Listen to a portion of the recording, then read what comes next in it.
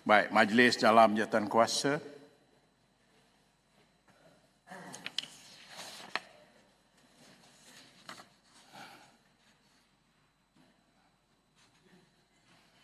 Baik, Ahli Berhormat, saya menerima permohonan daripada Yang Berhormat Menteri di Jabatan Perdana Menteri, Undang-Undang dan Reformasi Institusi untuk meminda pasal dalam peringkat jawatan kuasa bagi rang Undang-Undang Keterangan Saksi Kanak-Kanak Pindaan 2024.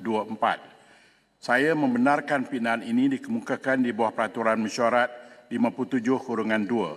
Susulan daripada itu, kertas pindaan dalam jawatan kuasa ialah kertas berwarna merah jambu telah diedarkan kepada semua ahli yang berhormat sebentar tadi. Setiausaha. Fasal-fasal 1 hingga 3. Fasal-fasal 1 hingga 3 jadi sebahagian daripada rang undang-undang. Fasal 4 pindaan oleh Yang Berhormat Menteri Jabatan Perdana Menteri. Silakan Menteri. Tuan Yang Dipertua, Tan Sri Yang Dipertua, saya mencadangkan untuk membuat pindaan pada fasal 4 Rang Undang-Undang Keterangan Saksi Kanak-Kanak Pindaan 2024.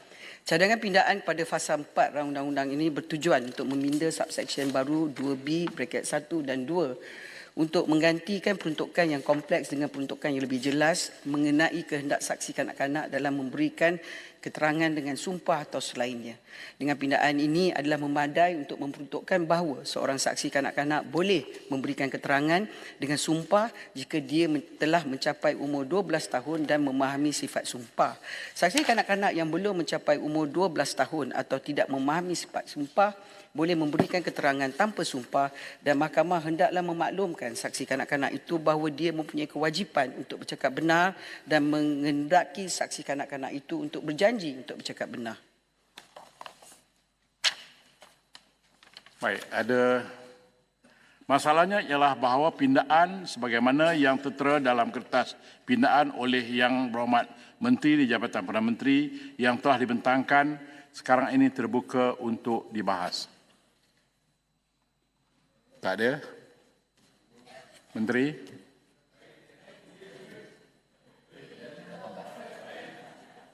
Baik, ahli yang berhormat, masalahnya ialah bahawa pindaan yang dicadangkan oleh Yang Berhormat Menteri di Jabatan Menteri dalam kertas pindaan hendaklah disetujukan. Ahli yang bersetuju kata setuju? Yang tidak setuju kata tidak? Lebih suara yang bersetuju. Pindaan disetujukan. Fasal 4 seperti yang dipinda. Pasal 4 seperti yang dipinda jadi sebahagian daripada rang undang-undang. Fasal 5. Pasal 5 jadi sebahagian daripada rang undang-undang. Masalah. Tuan Pengerusi, saya mohon mencadangkan iaitu bahawa rang undang-undang ini dimaklumkan kepada majlis sekarang.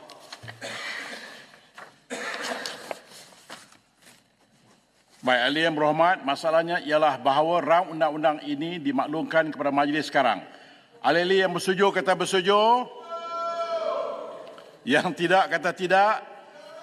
Lebih suara yang bersetuju, majlis bersedang semula sebagai majlis mesyuarat.